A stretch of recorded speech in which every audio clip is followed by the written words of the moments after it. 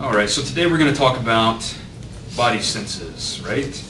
Remember that time I told you you have more than 5 senses, so don't go tell people you only have 5 senses. I hope you've not been doing that in the last week or two. I know we've been getting things fixed, right, Caleb? Because I don't want you going out into the world telling people things that are false.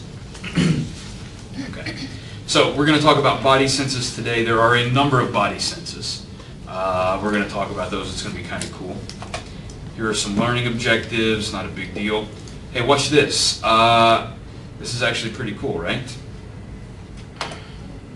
This handspring was actually photographed over 100 years ago. It's just kind of showing you a cool thing people can do with their bodies.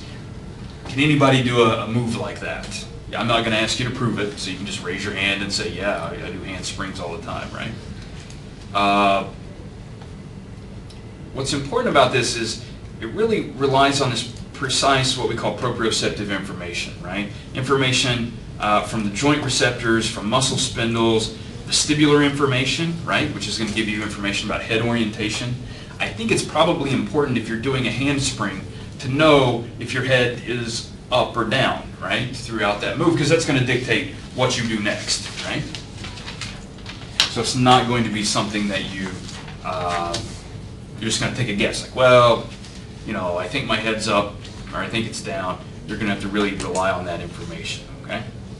And that's the kind of stuff we're going to talk about today. So we're going to talk about proprioceptive information. We're going to talk about pain and temperature information. We are also going to talk about vestibular information, right? And so there's going to be a point later for one of our lab activities. We're all going to spin around until we vomit in our chairs. That's exciting, right?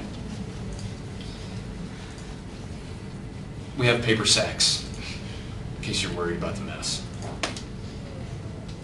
All right, so what do we need to know about the somatosensory systems? Soma means body, right? So when we're talking about somatosensory, we're talking about body senses, right? I think it's important that we define some of the different types of senses that we have. For example, touch. When we think about, well, we just have touch. Well, touch actually has a lot of dimensions, though, right?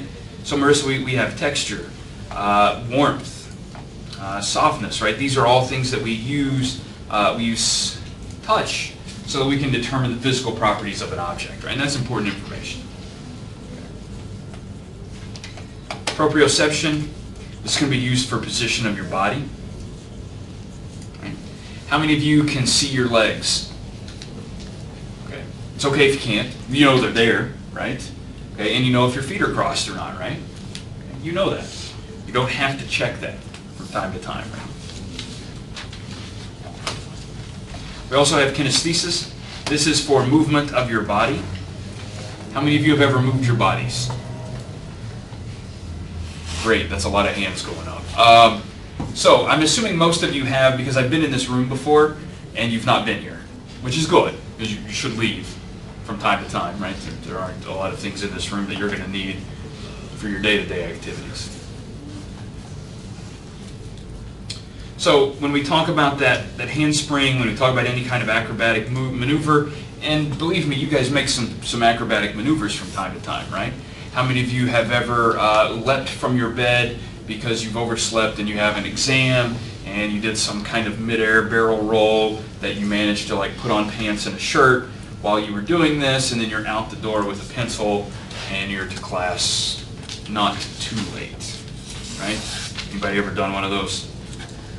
No, you're always on time, early, well prepared, right? No, I don't think that's true. So we're going to take that proprioception, we're going to use that kinesthetic sense, we're going to use our vestibular information, we're going to combine all of that, right? So that we can do those awesome movements, like handsprings, for example. I am not going to ask you to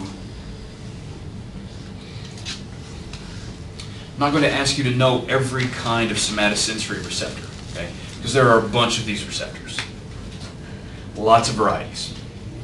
What I do want you to understand are some basic organizational principles, some basic concepts as to why you might have different types of receptors. Okay? And one reason for this is that they're specialized, right? They're specialized based on the type of information that they're going to gather, okay? These can be located in the skin, in the joints, or in the muscles. All of these are going to give us good information, right? That's a place where we need to grab that. So just as a quick and easy example, receptors that are what we call superficial, which are going to be near the surface of your skin, for example. Those are going to be sensitive to light touch, okay?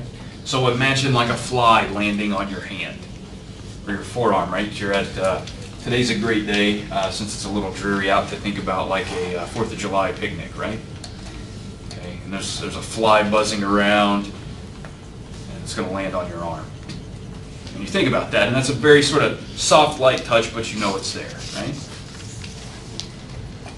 Receptors that are deeper, like deeper in your skin. And I know you're thinking like, well, my skin is only like this thick, like how deep can it be, right? But these receptors are super small, okay?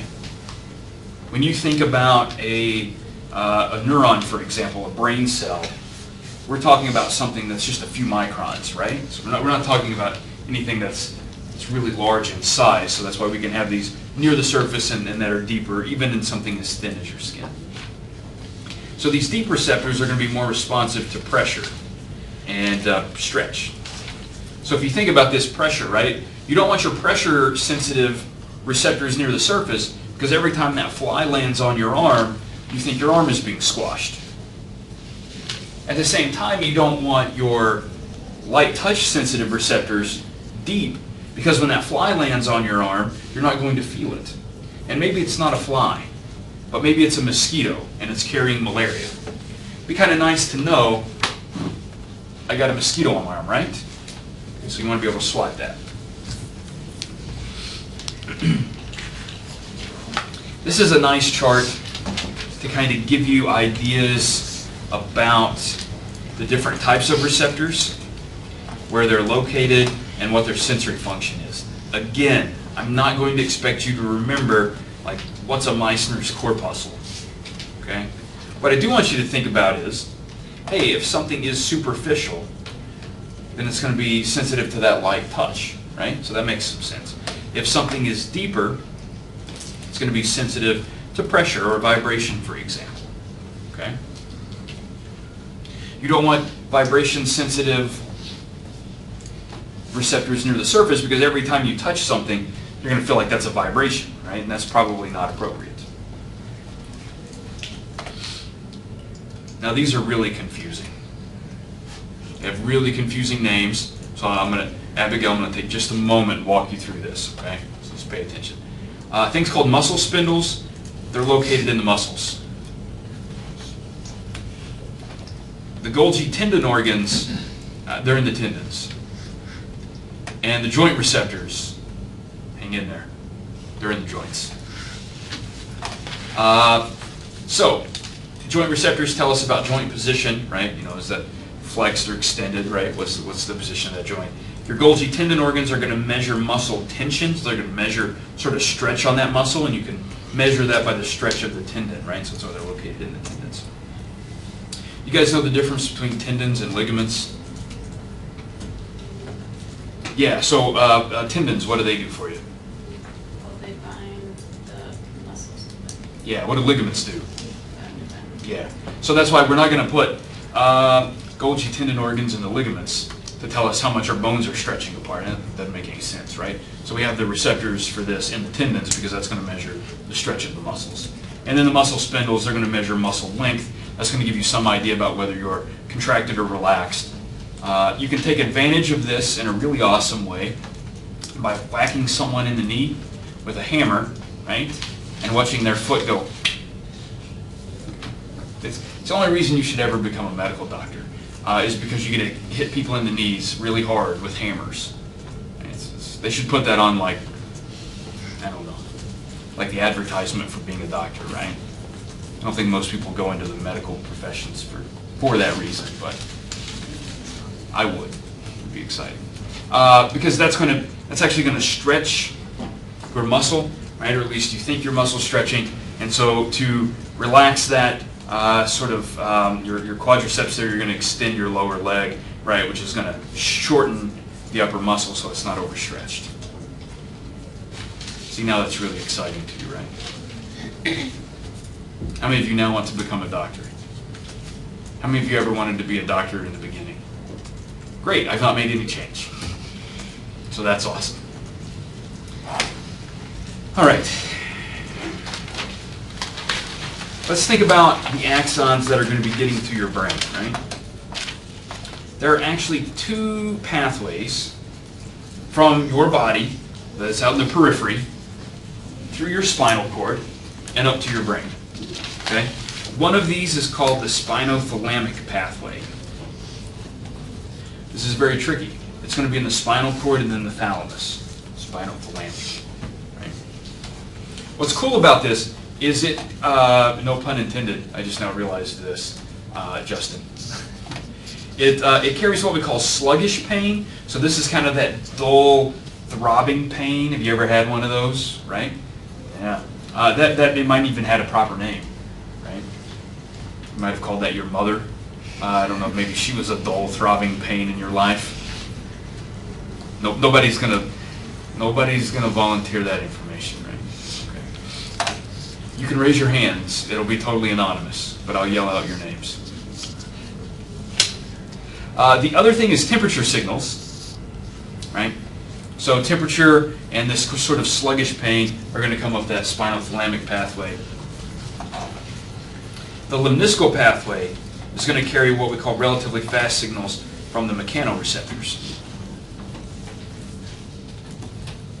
And the mechanoreceptors are ones that measure mechanical movement, right? So we think about things like pressure, pain receptors, things like that. Fast pain, not sluggish pain.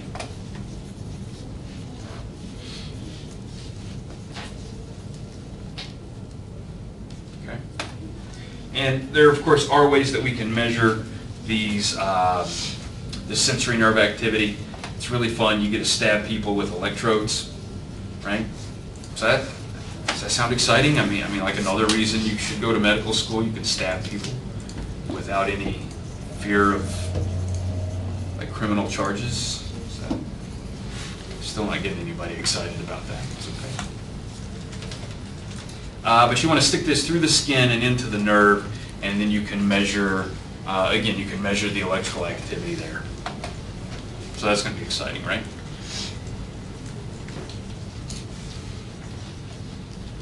Look at this awesome flow chart. How many of you love flow charts? Yeah, I mean, flow charts are great, right? Okay, so it's a little confusing, but we're going to start here with either mechanoreceptors or free nerve endings, right? These are going to go up into the spinal cord, nothing to worry about. Okay. If you are from that free nerve ending, which is going to give you pain and temperature, you're going to head on up to the thalamus and then to the primary somatosensory cortex for some really advanced processing of information, okay? So that's cool. You're also going to go through the spinal cord. You're going to go to these, what we call intraneurons, and then motor neurons, and then down to muscles. This is a reflex sort of pathway. And if you notice, the mechanoreceptors also go through that reflex pathway, right?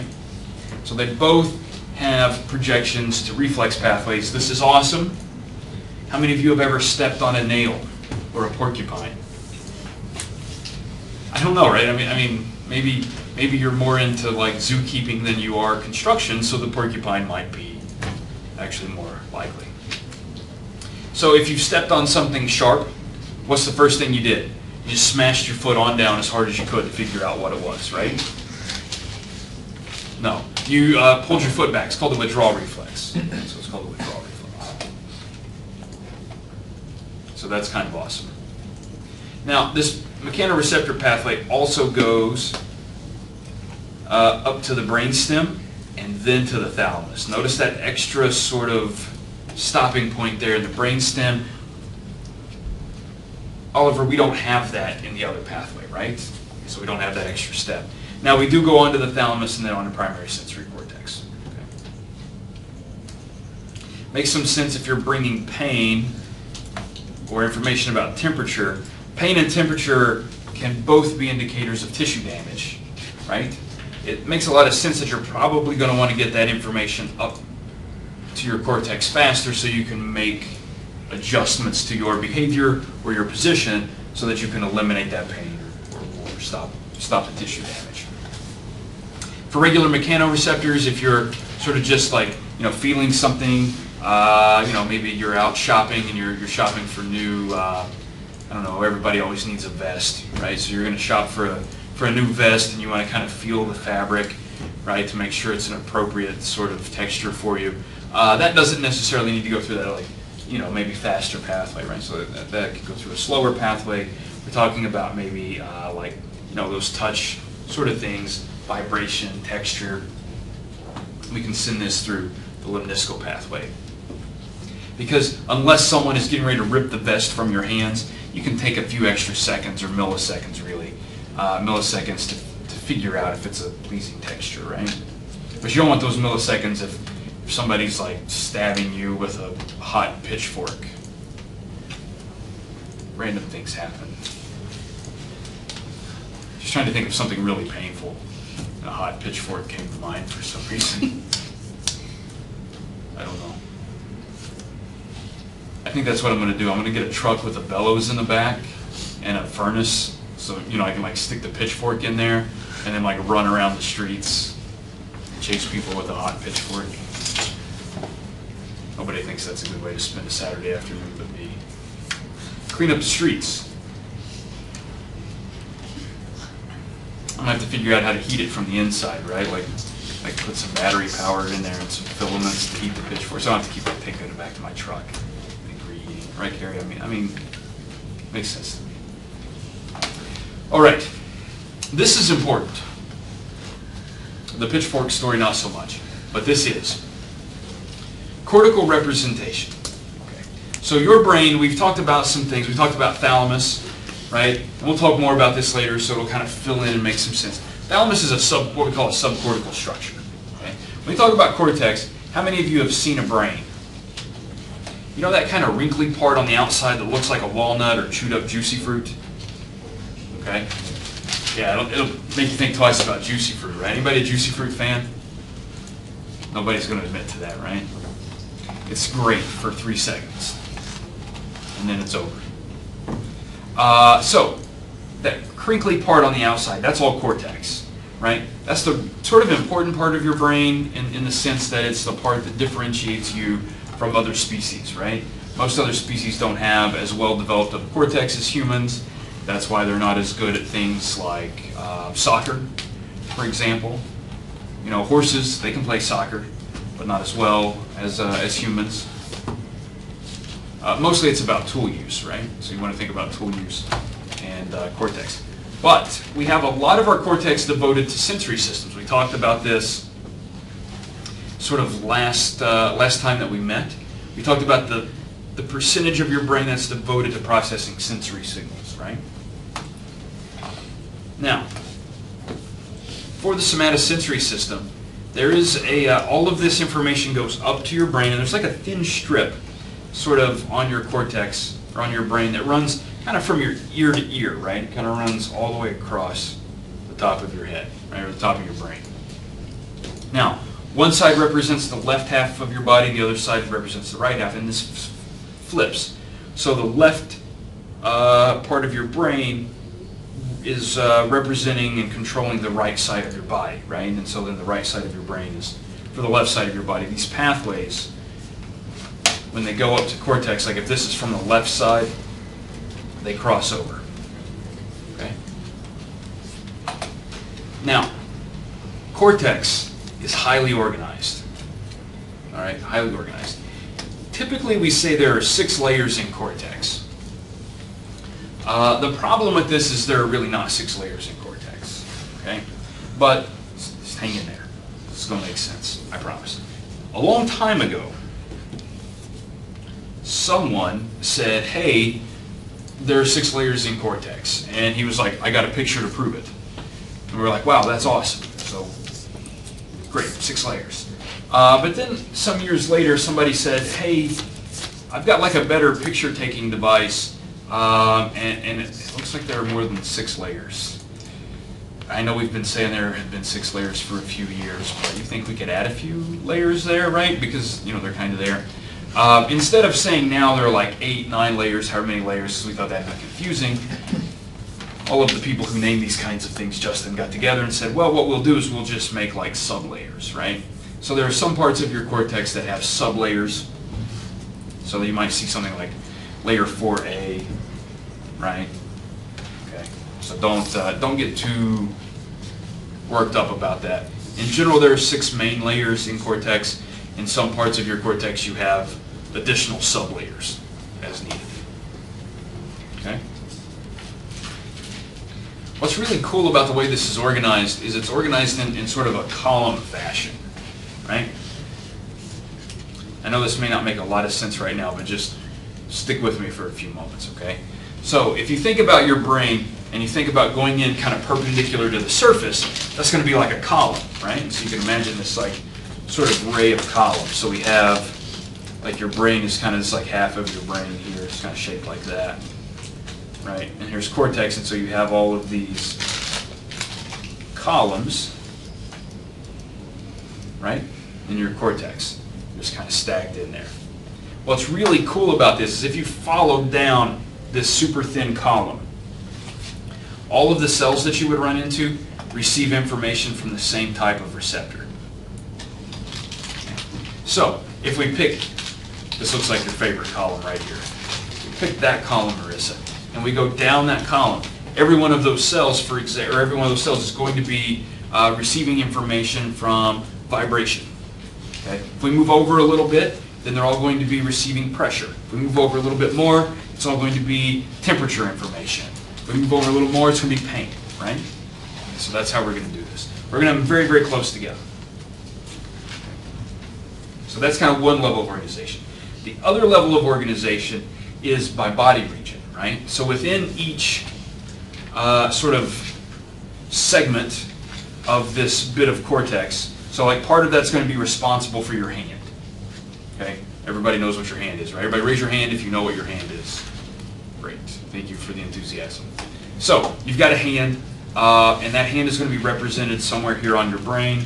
Like let's say like right here, just for example. Okay? Within that representation of your hand, we have to have all of those columns, right? For all of the different types of receptors located in your hand. Because you have pain and pressure and vibration, right? All of those, okay? Now, we have this sort of orderly progression going across your cortex, and we actually refer to this sometimes as the homunculus.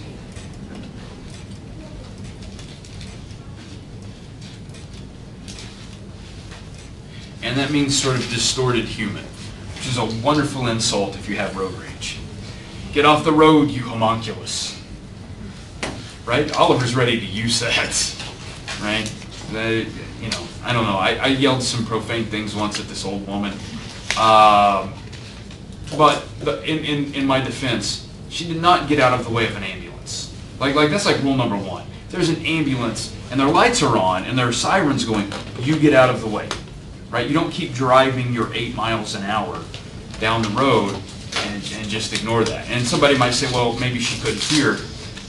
One, if your hearing's that bad, you should maybe not be driving. I don't know. But 2, the ambulance was right behind her with flashing lights. And if you can't see, you definitely shouldn't be driving. Right? The hearing thing I can let go. But the seeing part, you got to see to drive, right? If you don't believe me, try driving with your eyes closed. See how far you get. You're not getting out of your driveway. I tried it. So, we've got this homunculus, this distorted human. The reason we have a distorted sort of representation is, believe it or not, some parts of your body are more important than others, right? And some parts of your body are more sensitive than others, and we can do more things with those. And your hands are a great example, okay? How many of you have hands? Great. How many of you have shoulders? Awesome. Okay. How many of you have ever tried to do something you can do with your hands with your shoulders? Doesn't work as well, does it? Like even holding your phone, right? Like holding your phone is something you can do with your hand, and you can also do it with your shoulder. It doesn't work as well, does it? How many of you have ever lost a cell phone into a toilet because you were trying to use your shoulder instead of your hands? Right? Didn't happen to anybody, just me. Okay. I thought that was going to be a more common example. Nobody's going to admit to that. When I say lost, I mean fell. I don't mean like you left it there, because you probably retrieved it. Because I'm assuming you spent a lot of money on your phone, right? Nobody. I'm going to ask this question anyway, but nobody's going to raise their hand. Any of you ever retrieved your cell phone from a toilet? Okay, so a few people honestly appreciate that. It happens. Can I ask if it was like clean water or not? You're not going to answer that. It's happened a few times. It's happened a few times. So here's what I would advise. Don't use your phone that close to the toilet. That's just advice. So weird things happen with phones and toilets, right? So some body parts can do more and they can feel more than others. So let's think about your shoulders for a moment. How many of you are taking notes right now? Raise your note-taking hand and then hold up your piece of paper so I can see it. No, that's what you didn't really have to do that. But I appreciate you following along anyway. Only do things if I say Simon Says at the beginning, right? Is that still a game people play? Some people do. People without cable. Don't know, right? So you're taking notes. In Monty, you're using your hand for that. That's great. You're not going to try to take notes using your shoulder, are you? It's just not going to work. Okay? It's not going to work as well. Your shoulders they don't have as many sort of moving parts. They're not as sensitive, right, as your hands. So they don't need as much brain space, right? Why would I give my shoulders more brain space than my hands? I wouldn't, right? Because I'm going to do awesome things with my hands, like play the oboe. I'm not going to play the oboe with my shoulders, okay? So don't even try it. So we call this is actually important, we call this concept cortical magnification. I'm spending a lot of time on this because this concept applies to all of your sensory systems, with the exception of probably the chemical senses. The chemical senses probably aren't as important, or probably don't have this cortical magnification feature. Visual system definitely does. We'll talk about that. So what happens to those areas of you lose your hand and you have to use? Yeah, hey, this is actually a really great question. You want to hear a story about a monkey losing a finger? Sure. Okay. There was a study some folks did a number of years ago where they did fMRI scans of monkey brains. And so the monkeys were like, hey, moving their fingers, right? And they're like, okay, that's awesome. And then and this happens from time to time, monkeys lose their fingers. Monkeys are kind of aggressive, and they'll fight each other, and they'll bite each other's fingers off, right? That happens. This is why they tell you, don't feed animals at the zoo, right? Because they'll bite your fingers off. They'll do that. And they have very powerful jaws, most monkeys do, right? So then what they did is they kind of thought, well, hey, why don't we stick this, one less fingered monkey, in an fMRI machine, right? And then we can see if things changed. And what they found was that the neighboring regions in the brain that were sort of for that particular digit, right? So that digit's gone, in that bit of the brain, it's not going to die. But the neighboring sort of finger representations expanded to fill that space, right? Now, do not anticipate to lose your hearing and all of a sudden get supervision. Okay, that doesn't happen. I mean super hyphen vision, not like you lose your hearing and then somebody has to watch you, and that kind of supervision. I realized that was that could have been confusing. Right now, you guys are getting it, right? So don't think oh wow, when I lost my hearing, my eyesight got better, or when I lost my eyesight, my hearing got better. Right? It doesn't happen. And there are a lot of reasons why that doesn't happen, and we'll talk about that later when we talk about the actual physical structure of your sensory systems, right? So to improve your vision, you'd have to get more photoreceptors. Not going to happen. To improve your hearing, you would need to get more inner hair cells. Also not going to happen. In fact, you're going to lose hair cells. And you're going to lose photoreceptors as you get older, so look forward to that. So when the rest of you get old, not going to happen to me, when the rest of you get old, you're not going to be able to hear as well or see as well as you do now. Who's excited about that? Nobody. Why is nobody excited about that? I thought that was going to be a great thing. So, there you go. Cortical magnification, very important concept. If it's more important to your sort of day-to-day activities and the things that you do, if it can do more things, like part of your body can do more things, it's going to take up more space in your brain. And that just makes sense, right? Your brain is this big. You have to be very selective about what you devote to different regions, to different processes, right? You only have so much real estate there, right? You're going to decide what's most important. Okay? Does that make sense? All right. Questions about that? Because I know that's sort of a vague concept. Okay? But we're gonna bring it back in together at some point, right? So this is one of those things. This class is sort of an abstract class in some sense, right? And we're gonna think about things in an abstract way, but eventually we're gonna wrap it around and we're gonna bring it back to something that's gonna be solid for you. So if you're a little uncomfortable or unsure of where you are on that, just hang in there. Okay, it'll be fine.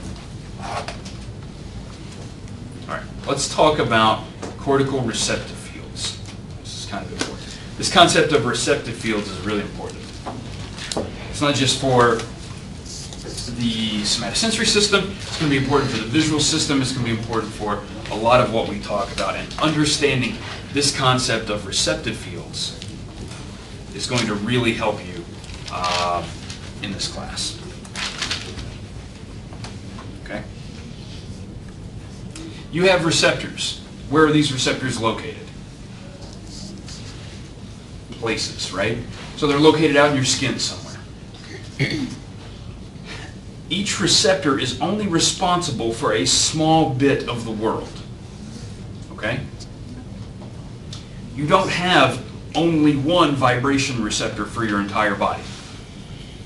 You have multiple, located in multiple places, and they're spaced out, let's say relatively evenly throughout your body. Okay. But they're only responsible for a very small bit of the world. And in somatosensory system, that world is the surface of your body, for example, if we're talking about skin receptors, right? If it was vision, we would be thinking about the visual world, right? Okay, but we're not. We're thinking about somatosensory, so we're thinking about your body. So think about the surface of your body. Okay? On that surface, it's going to be a relatively circular, we'll think about circular, area.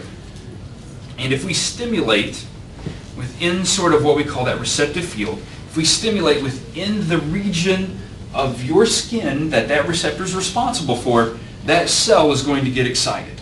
Okay? That cell in your nervous system is going to go, woohoo! Right? Fly just landed on me. Because that's what I was waiting on, was a fly, and it landed exactly on my receptive field. And I'm going to get excited about that. If it lands outside your receptive field, guess what happens? Nothing. You can say it out loud if you want. Nothing. Nothing happens. And why does nothing happen? Because that's not your receptive field. Right? If your receptive field is right here, and a fly lands here, you're not going to do anything. Okay? Now, if a fly lands sort of close to your receptive field, sort of close, like sort of in this sort of like outer ring, then we can actually inhibit, right? And so we know, like, I know it's close to me, and you might have thought accidentally that it was me, but I'm telling you, no, it's not. Okay? So that's how we're going to do this. So if we think about this for a moment, and we can sort of think about, let's think about Marissa as a receptor, because she's sort of located in the middle of a group of people here, right? And if a fly lands on Marissa, it lands right on her, and she goes, ha ha ha, there's a fly, right? Because that's an appropriate response to a fly. Ah, there's a fly. And so that's great. Okay, so you're going to be like, yes. Now, the people around you, like if I hear that, if I hear you go, ah, and then I might think, well, maybe it's one of those other people that are near you, right? But what I need to know is because it's on you and not somewhere else, then the other people need to make sure they're like super quiet. So none of the rest of you make any noise. Okay? Seriously. So that's how a receptive field works. Right? So we have that excitatory region, we have an inhibitory region, right? Kind of around that. If one of Marissa's neighbors sort of becomes excited, right? They're like, whoa, yes, fly landed on me this time. I'm like super excited about that, right? Guess what? Marissa is going to be super silent because she doesn't want to confuse people, right? Because it's an alarm system, right? How many of you have an alarm at your home? What's the code to that? No. Nobody answer. You'd be surprised like how many people would answer things like that, right? So, no, we don't want to know the code. But you have an alarm. And some of these alarms are super fancy. And when somebody opens the garage door, it goes, garage door. And when somebody opens the front, it's a front door. And then when somebody opens the refrigerator, it says refrigerator. No, there's not one on the refrigerator door. And that's great because then you know where someone is coming or leaving. And it gives you that detailed information. Let's imagine your house has 5 doors and 10 windows. And you just hear window.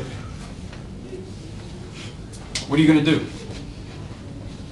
You don't know, right? You have to run to every single window. What are the odds you ran to the right window the first time? Well, if you got 10 windows, it's like 10%, right? So that's your odds. So I try to make that easy on you. But if it said, upstairs bedroom window, and you're like, oh, I know exactly where that is, right? And that's kind of the idea behind receptive fields, is each cell is responsible for a small part of your body, and when that cell gets excited, we know exactly where the problem is. If there's a parasite crawling on you at this moment, please take care of that.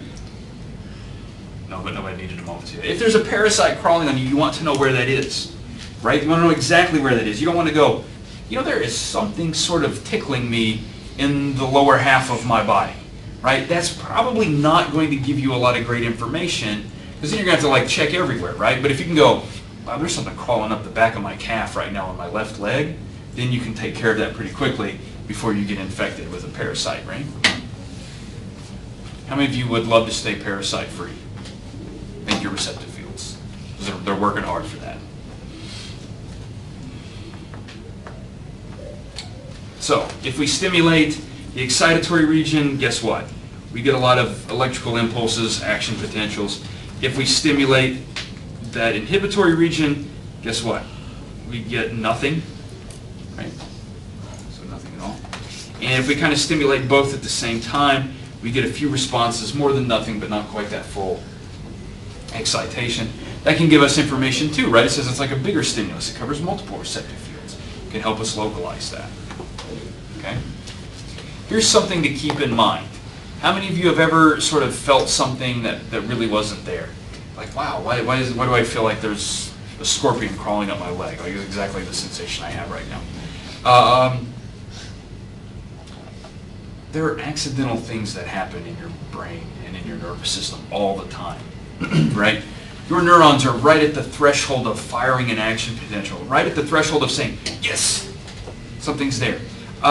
And the reason for that is, in these cases, it's better to have a false positive than it is a false negative, right? You guys understand what I mean by that? It's better to go like, hey, I think there's a scorpion on my leg, and I can actually check that. Like, okay, no, I'm fine. Than it is to actually have a scorpion on your leg and not realize it. Okay? Does that make sense? So we're going to be edged a little bit toward the sort of accidental trigger. Right, Justin? So we're going to be nudged that way a little bit, okay? And that's okay. We're fine. We have this thing called noise. And what I mean by noise in this context is you have a random firing of action potentials in your cell, because they want to be ready all the time, right? And one of them is going to accidentally go, whoop! No, okay, we're okay. And then you're going to fire one anyway, but oh, no. So every once in a while, Marissa's going to go, oh, sorry, no, not a fly. Oh, no, it's okay. But when she really gets a fly, she's going to give us a really strong response. And it's going to have to be above that sort of random noise level, right? How many of you have friends? Well, that's really sad. I didn't see any hands go up. How many of you have a friend who's in this class? Okay.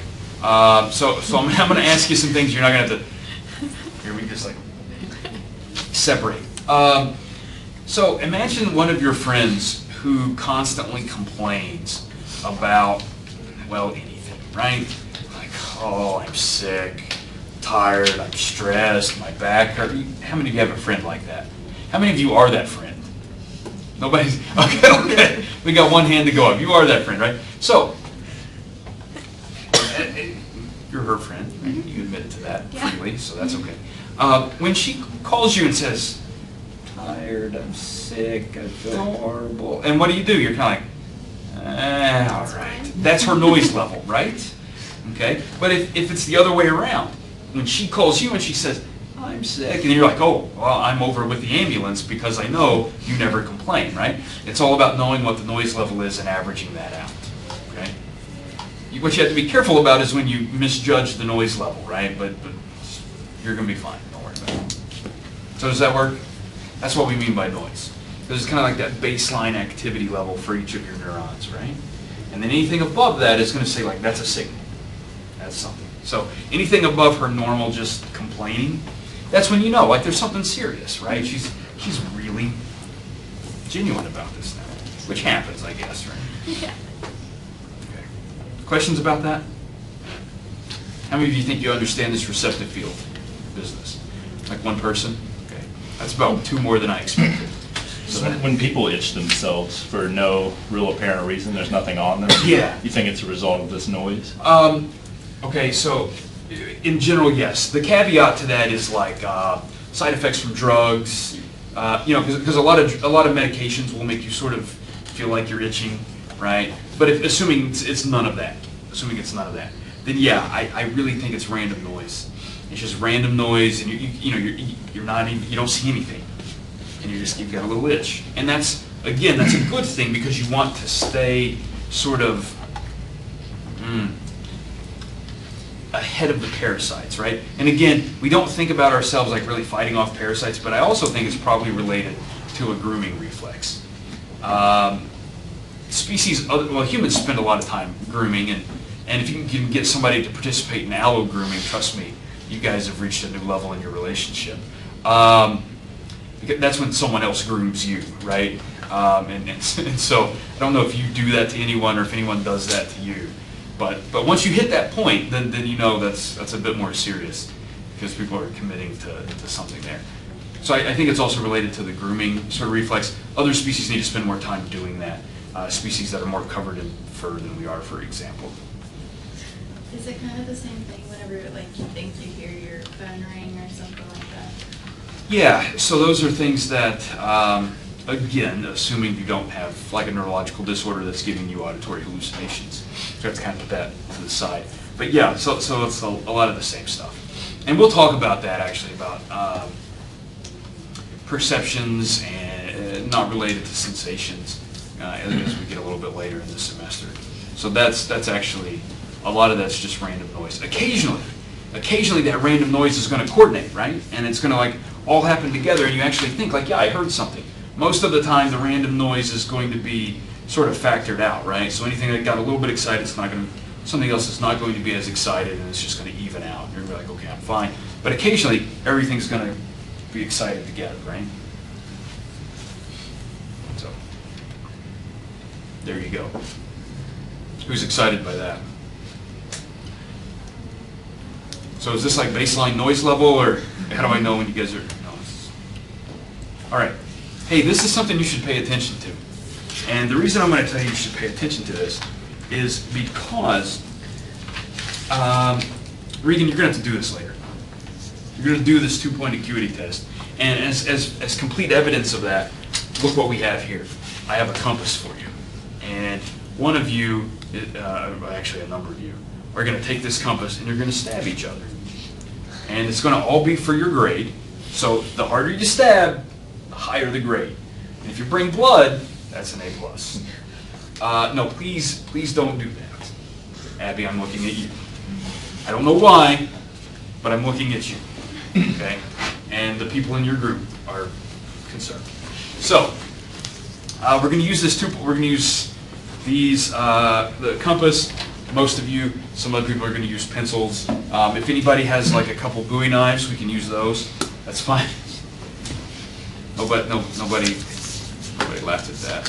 Some of you are thinking like, I actually have a knife in my bag and I don't want him to know because that's going to be a violation of like campus rules or something. That's probably true, right? Don't raise your hand because there's like a form I have to fill out. And as long as you don't like, flash it around and try to threaten people, I'm probably not going to say anything to you about it. Because I'm not going to search your bag for anything. Unless it's like knife shaped. Go ahead. Check that. 2-point acuity. Do you remember that time I said part of your body is more important than another part of your body? Right? Like some parts of your body are more sensitive than other parts. Right? Like your shoulders and your hands. Right? Okay. What do you think is more sensitive, hands or shoulders? Hands. Great. You guys are still with me. Hands are probably more sensitive, right? So what you're going to do later in the lab, but what I'm going to tell you about now is what's called a 2-point acuity test. You take some calipers, you put them on the skin, and you ask the subject, that's the stabby, not the stabber. So the subject is the one being stabbed. You ask them, do you feel 1 or 2? Just dig it in. 1 or 2. And then they'll say like, 2. And then you kind of bring them a little closer, and then you got to stab them a lot. And you stab them again, and you say 1 or 2, and they're like, that's still 2. Why are you stabbing me twice? And then eventually you're going to get these 2 points close enough together, and you stab them, and they're going to go, well, that was only 1. That's not so bad. And when that happens, what you know is, guess what? You're inside one receptive field, right? Because if you were in 2 receptive fields, guess what? You'd be stimulating, 2 receptive fields, right? But when you get inside of that diameter of 1 receptive field, no matter how many things you poke in there, you're only going to feel 1. That's not bad, right? So if you want to be like a nice stabber, you should always ask people, like, what's your receptive field diameter? Because I'm going to stab you once. But if you don't really care, then you can just stab all the receptive fields. Nobody thinks about these things, right? Nobody. So there you go. So what we would do, and what we're going to do in the lab, I'll give you some more instructions. You are going to measure receptive field sort of size, in essence, but you're going to measure 2-point acuity on the folks in your group, right? Okay. You get to pick where you stab them. It can be the eye. No, we're not going to do it in the eye. We're going to do finger, and I think another place that's appropriate in class that we can get to that's not so sensitive is the back of your calf, right? The back of your lower leg. Other places that aren't as sensitive tend to be like covered by clothing that it would be inappropriate for you to remove, right? For us to like get to your back, to get to your thigh, your upper thigh on the outside, for example, things like that. But the back of your calf is a great target. I think most people would be okay with kind of like scrolling up their pants for a minute and then putting them back down, right? If anybody has major objections to that, we can discuss that. But I was trying to think about like where's a safe place to stab somebody. Arms, up, like back of your arms is another one, and I thought, well, that would be sort of appropriate, but it being winter and people wearing like a lot of sweaters and things, it might be hard to get your sleeve up, and then you have to like take your arm out, and again, that creates a lot of problems I don't want to deal with. Okay? Because I think there's a form I have to fill out if you do that.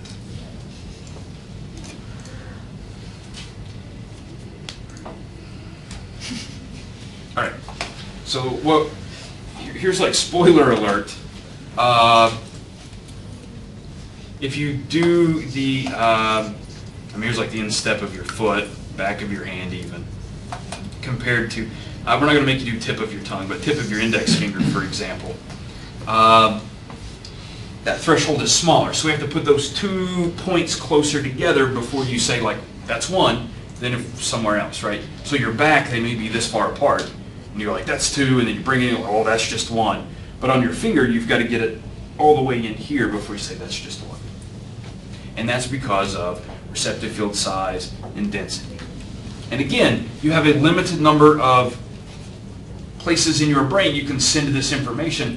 Why would I send detailed information about my back to my brain? It's not doing anything. It's just kind of there, right?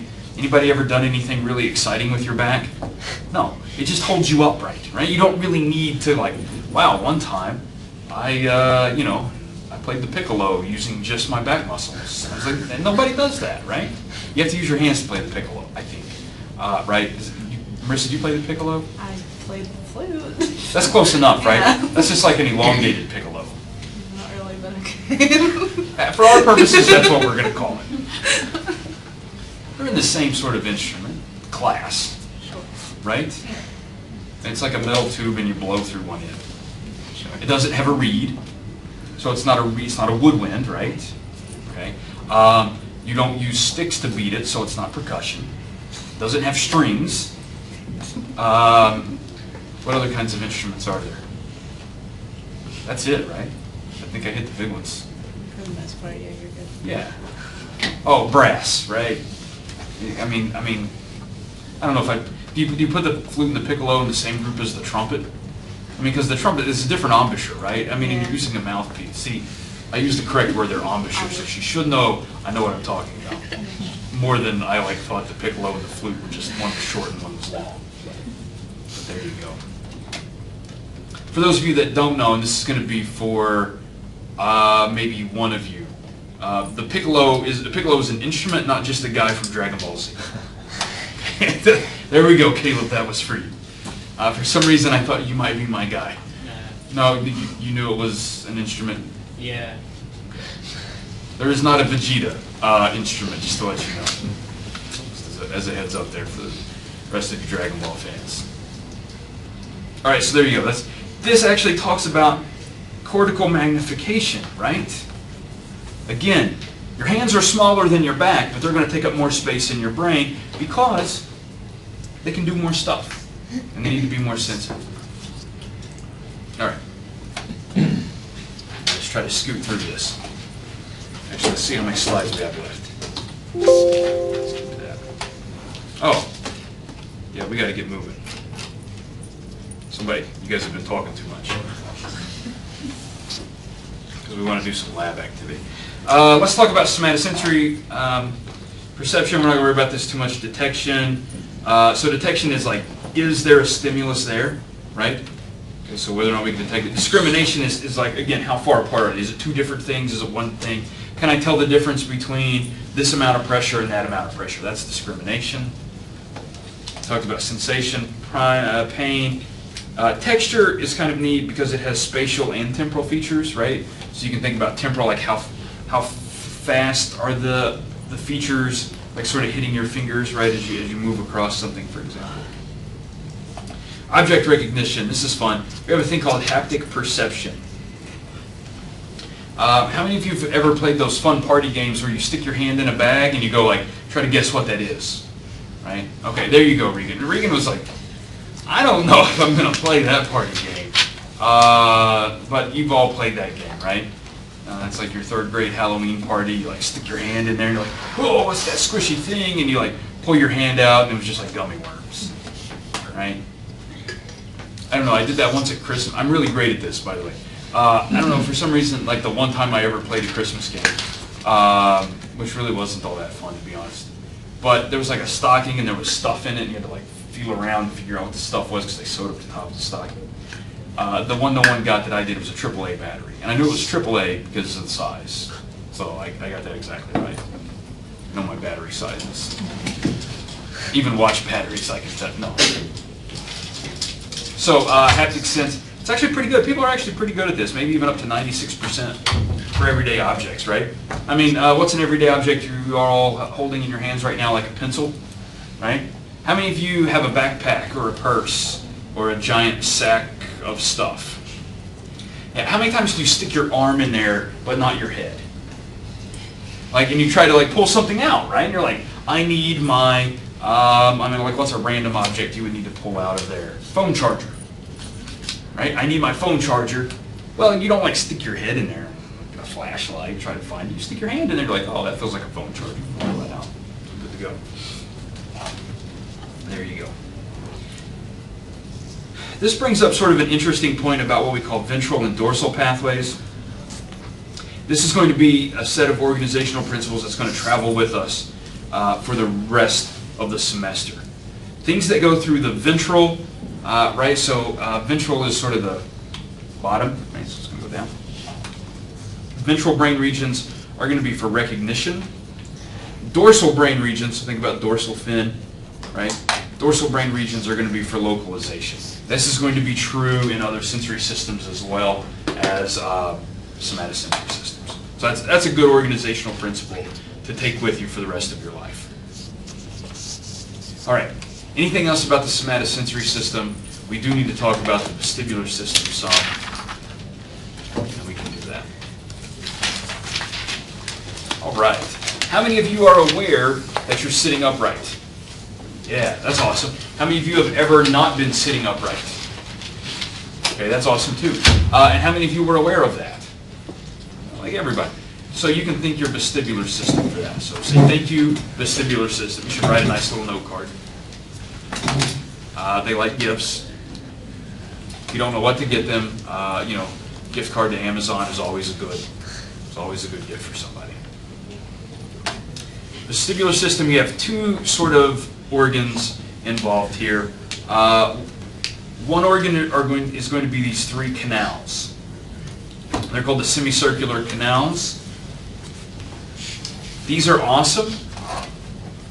They are going to be responsible for sort of what we call like dynamic equilibrium. Okay. Do you remember that time you jumped out of bed and did that barrel roll? Put on your clothes, right? We talked about that so you can make it to your final exam so you don't fail. That was your vestibular system. Specifically, those are your semicircular canals, because that was dynamic rotation, right?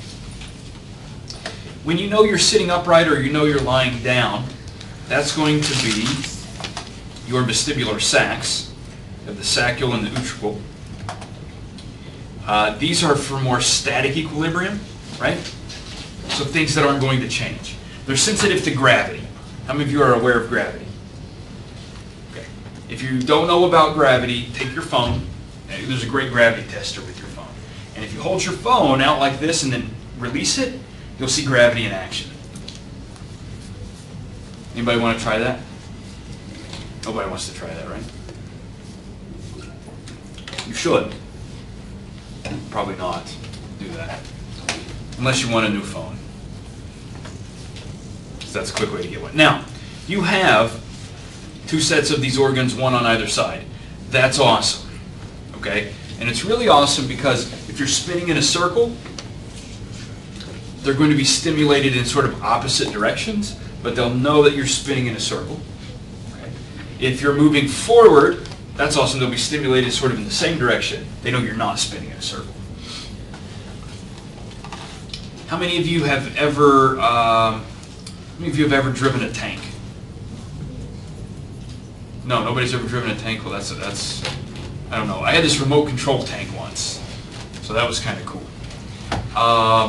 And it had the tracks, right? And so if you think about how like tracks on a tank work, if they're both going in the same direction, then you're either going forward or you're going in reverse, right? But if one is going forward and one is going in reverse, guess what your tank is doing? It's turning, right? And that's exactly what you would be doing if your semicircular canals were telling you, well, this one's going backwards and this one's going forwards, so then you know you're going in a circle. These guys are filled with fluid. That fluid is called endolymph. It's kind of exciting. Whenever you move, that endolymph will move what we call hair cells, and will kind of deflect these hair cells. And that will let you know which direction you're rotating, or which direction gravity is. Okay, it is pulling you down toward the center of the Earth. So there's always a great way to figure out which way is the center of the Earth, and one way to do that is to jump, and then try to put your face flat while you're in midair. And the direction of the Earth will be, you'll see it really quickly. I promise. I don't know why you guys don't try these things that I suggest. They're such great practical life lessons. Because sometimes you forget, like, which way is the center of the Earth? So that's a quick way to find out. Give or take a little, right? Because we're not going to get into conversations about true north and magnetic north, right, AJ?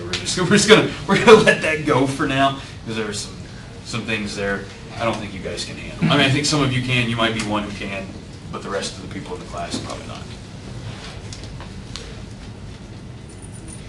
Don't worry too much about this. This is just so you know which way you can kind of turn your head. Anybody an airline pilot? Anybody have Microsoft flight simulator. Is that still a thing that people do? Like that was like big, like when computers first came out, it was like flight simulators, right? Like everybody wanted a flight simulator. For some reason, like I want to see like I'm flying for Delta, you know. And then I thought, well, all you really need to do is like put some of your stuff in a box and then like throw it out the window, and then just, you know, not go get it and you've lost your luggage, and that's like you've been on a flight with Delta. So I think that's probably appropriate, right? You don't need to like pay a lot of money for a computer program. So there you go. But that's why some of these funky words are on here, like pitch, roll, and yaw. That's kind of turning in the z-axis there. All right, here you go. Here is just your vestibular organs again. You've got your 2 sacs here. You've got your 3 canals there. Okay? Not a big deal. Again, rotational acceleration causes fluid movement in the canals. They're all at right angles to each other, which is kind of cool. That way they can respond to that rotation in any sort of plane, right? In the z-axis, the y-axis, or the x-axis, right? Do that. We have linear acceleration, right? Not rotational acceleration, or head tilt. That's going to move what we call the autolithic membrane. Anybody know what auto means? It's like ear, right? Okay. Like you go to an otolaryngologist, well, ear, nose, and throat. Starts with auto. Anybody know what lithic means? Like Stones. Stones, yeah, like Paleolithic, right? Okay. So autolithic are like ear stones. So that's all. I always thought that was like a cool thing, right? You should start a band, Justin and the Ear Stones. No, Marissa will play the piccolo for you. Sort of be a Jethro Tull ripoff. This could be a cover band. And does anybody know Jethro Tull? Like Jethro Tull. Yeah. I mean, no complaints about Jethro Tull, but if you had a cover band, you could play the piccolo, right? That would be appropriate. They played the flute, by the way. That's probably the greatest flute solos in the history of rock and roll. Probably the only flute solos in the history of rock and roll. So you have that to look forward to. All right, so then you have the, you've got your vestibular sacs. Not a big deal. All right. Vestibular information. This is going to be like information about, like, are you upright or are you not upright? And are you spinning in a circle or are you moving forward or backward, right? Or moving left to right? There are sort of 4 major pathways. One goes to the cerebellum. The cerebellum is involved in coordinated movements. That seems like that's pretty important, right?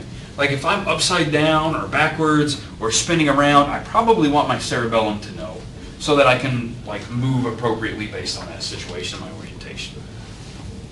There's also the vestibulothalamic pathway. Thalamus is a really sort of important sensory center. There's going to be a lot of sensory processing there. We're going to talk about this in a lot of detail when we talk about the auditory and the visual systems. Okay. We're also going to send information to the spinal cord, right? What's the spinal cord going to do for us? There are a lot of reflexes in the spinal cord, right?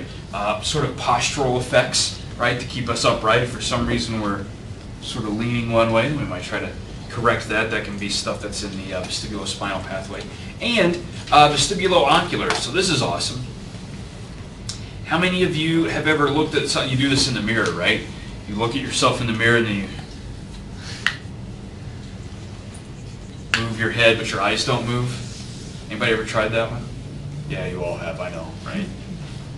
What does it look like when I'm staring people down? I practice my like intimidation exam face that way, so that I look really intimidating so you don't try to cheat. I'll work on it, don't worry. It'll be frightening by the time you take your exam. But this actually helps sort of stabilize gaze direction during head movements, right? So how many times you've moved your head and you wanted to look at the same thing, or something's been moving and you've had to move your head to track that, right? So head movements and eye movements are sort of related. This is a very confusing pathway I'm not going to ask you to memorize. Because there are things going in all directions here, right? So, and it actually kind of starts here with your vestibular organs, up to information in your brainstem, out to the spinal cord. We talked about that. Here's your cerebellum. up to your thalamus and vestibular cortex, then out to your, this is your vestibulo-ocular system, because we're going to eventually control your eye muscles, right? So those are sort of the main branches there of the vestibular, the four main branches, and why they're important. All right, so what are some perceptual effects that are associated with vestibular responses? One of those is vertigo, right? That was a great movie. How many of you are familiar with vertigo? Yeah. It's a little different than height vertigo. Height vertigo is sort of a specific kind of vertigo. Vertigo in general, it's distorted perception, and it's going to be related to your orientation relative to gravitational vertical motion, right? So what we mean by that is gravity is always kind of pulling you straight down in vertical, right? If you have vertigo, that's not the sensation that you get, right? And so you think gravity's pulling you in a slightly different direction. The problem with that is your visual system doesn't really match up with that, right? If you feel like you're being pulled at an angle, so you feel like you're being pulled down this way, but the rest of the world doesn't tilt that way, that can be really disorienting, right? And it can even cause you dizziness, nausea, vomiting, postural instability, right? You can have all kinds of problems. Height vertigo is associated when you're up on like a high building or ledge. Okay.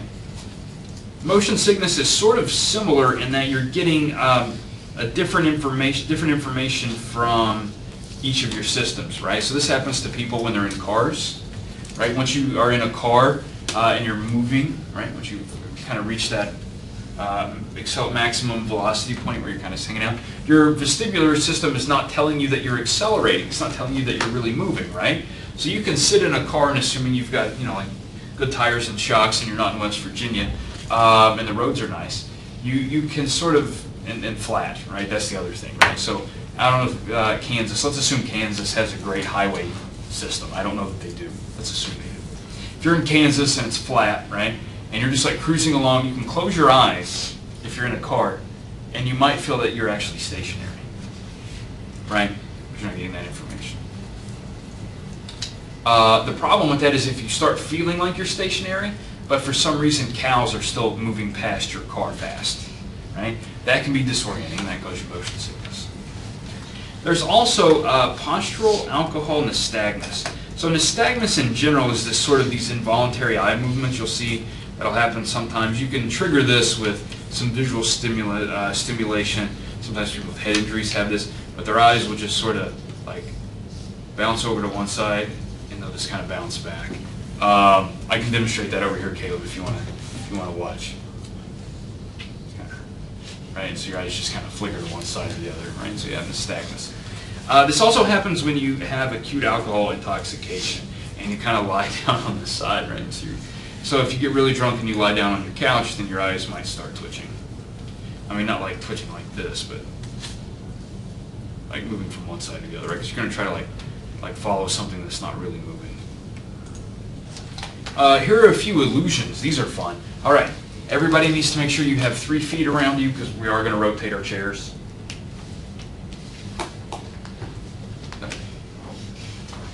Abigail, you were almost serious about that. You were almost ready to do that. I appreciate that. Like putting down the ink pen, closing up the notebook. I'm not going to make you do this because I think if you vomit, that's another form I have to fill out. So keep that in mind. If you do have to vomit, please leave so I don't know about it. Oculogyral. Okay, this is kind of interesting.